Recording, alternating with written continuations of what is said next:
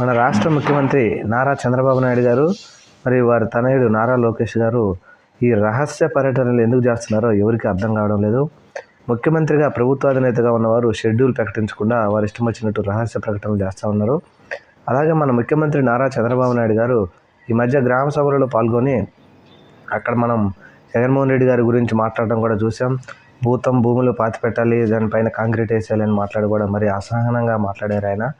అలాగే అక్కడి నుంచి డైరెక్ట్గా బెంగళూరు వెళ్ళిపోయారని చెప్పేసి బెంగళూరులో 2 గంటల పాటు రహస్య హోటల్లో ఎవరితోనో 2 గంటలు మంతనాలు చేశారని చెప్పి బయటకు వచ్చింది.